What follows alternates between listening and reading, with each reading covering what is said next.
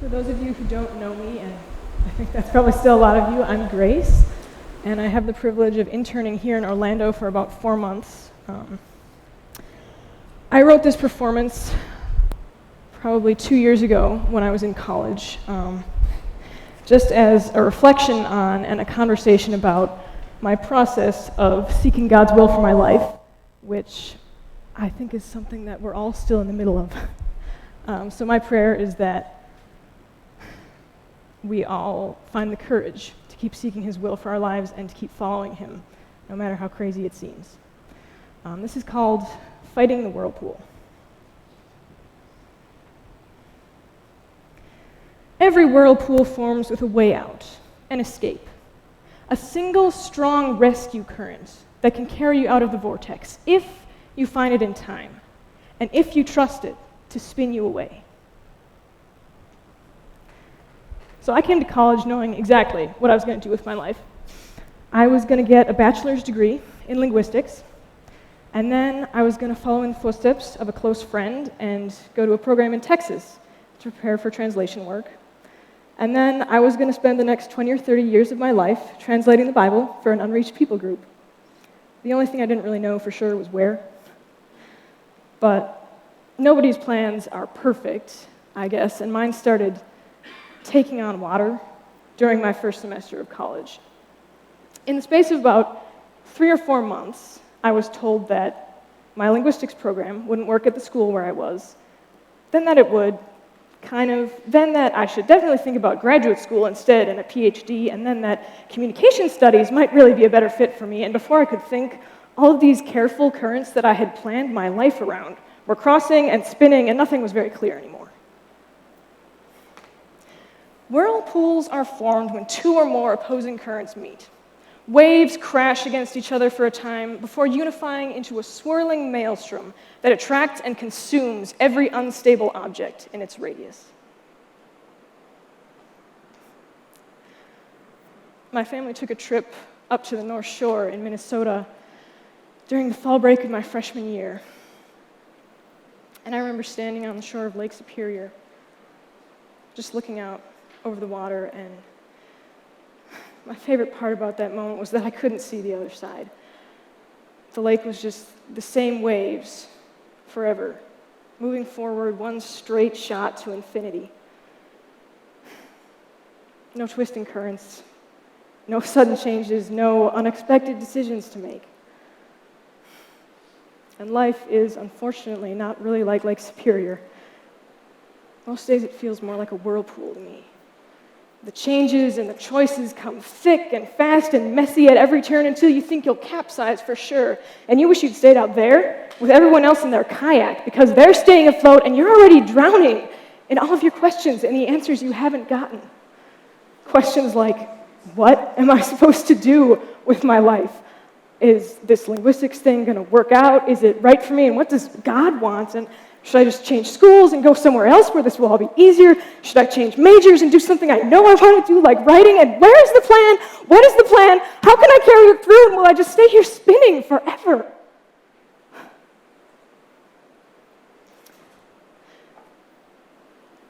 Most swimmers never escape a whirlpool. All you can do is try to keep calm, regulate your breathing, and struggle and spin helplessly as it carries you down deeper and deeper before it's too late. Would you know how to free yourself from an underwater vortex? So you think you'd survive? Frederick Buechner once said, "Here's the world. Beautiful and terrible things will happen. Don't be afraid." So here's my whirlpool, and it doesn't feel beautiful to me. All I can see is how terrible it is with the gushing and the gurgling and above all the endless spinning in circles. And no, I'm not sure I can survive. So how can I not be afraid? How can I not be afraid when it's caught me and there's no way out and I'm all alone? And I know all the studies say that most college students struggle with this kind of stress over life decisions, but it doesn't feel like that. It feels like everyone else has their life together, and they're just sailing away on a bright blue sea. And it's not until I finally sit down with another student who's dealing with all these same things that I understand. We sit on a bench in an empty hallway, and our feet are in the whirlpool. I can feel it there, gushing and gurgling and bubbling, as she says she doesn't know what she wants to do with her life either. She's afraid, just like me, and she has decisions to make, just like me. And she says, I don't know. I just want to go to Colorado and have bonfire parties, you know? And I think we're both laughing a little and both crying a little because we wish life could be that simple. But I'm not alone in the whirlpool anymore. I shake the water out of my eyes and I look around and there are so many of us.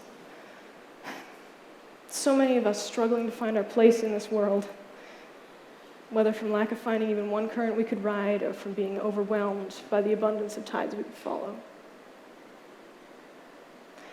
And my fellow student says, this helps me sometimes. If you could be one place in the world right now, where would you be?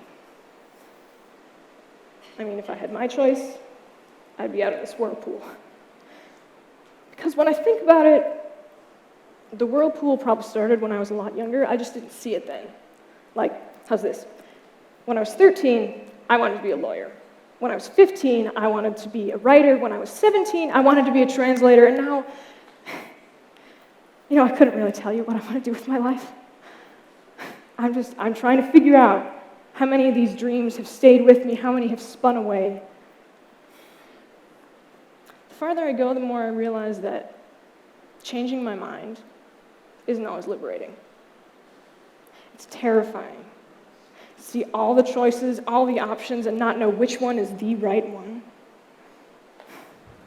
Which one of my dreams is the right one? I love linguistics, but can I do it for the rest of my life? And what about translating? And what about writing? And what about the future? And how do I know? And how do I trust God when it seems like even He doesn't know? And what if I just said no? Because I'm tired.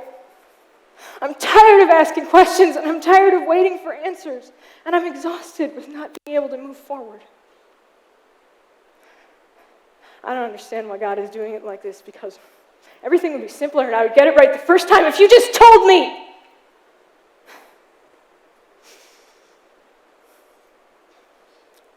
Time, of course, is the critical factor in a whirlpool.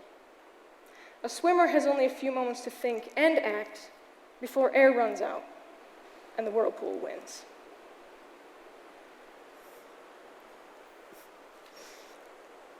I've always been bad at commitment, I suppose.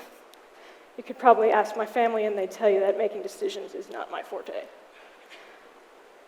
I always just assume that I'll be able to buy, borrow, or steal more time to think. And I've never felt the strain of time as clearly as I have in college. I mean, I came into my first semester with so many credits already that I basically needed to decide on a major as soon as I could. And then I got told that I could graduate a year early, which, that's fantastic.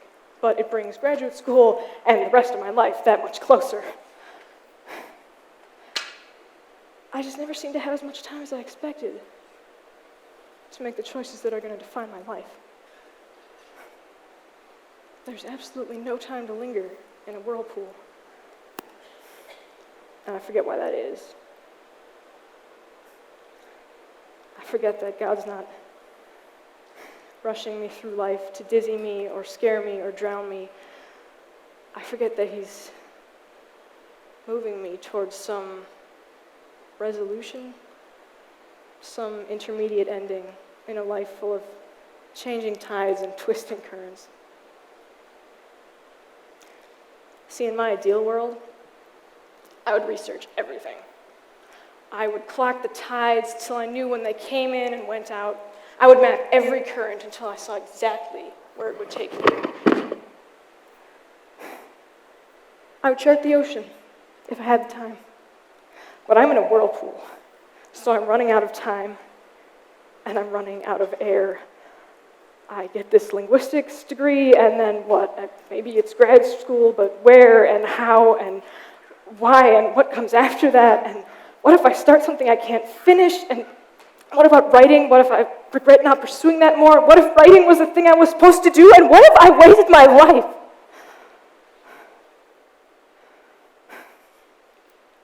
Memoirist Andre Asselman says that for every life we live, there are at least 8 others that we've gotten close to but may never know. And I think that's my problem. I get so caught up in wondering what those 8 other possible lives could look like, how they could spin off this one, that I forget to notice the life I actually have. Another writer, Graham Brown, says that life is about choices. Some we regret, some we're proud of, and some will haunt us forever. And I know the choices I make now, the ones that pull me out of this whirlpool or keep me here, they'll shape my life. And I'm too scared to choose. So the whirlpool starts to feel like protection. The view gets predictable. I see the same questions, the same bubbles over and over and over again. Here is the whirlpool, and maybe it's not so terrible. Maybe I could stay here and it would be beautiful not to have to make these decisions.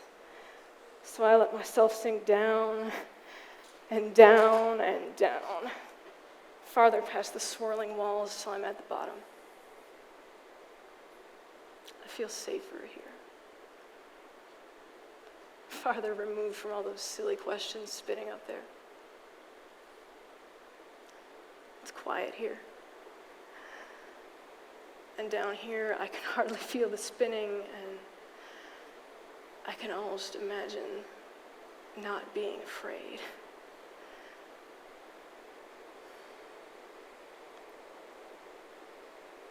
It's spring. My professor is talking to a room packed with freshmen who are just as scared as I am, as they face their questions and find their own whirlpools. And my professor looks at us and she says, "Be brave.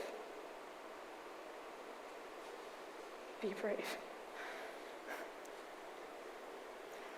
If there's a way out of this whirlpool, if there's a rescue current like they say, I haven't found it. None of the answers I think I've gotten have done anything but give me more questions about what comes next and what comes next and the rest of my life. I'm not even sure I care anymore about the answers or the plans. And it steals my last breath to realize that they were never the right thing to look for. That the answers were never going to get me out of here.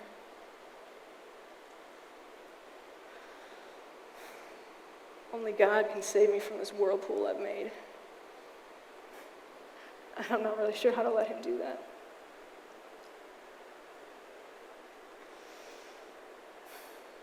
Be brave.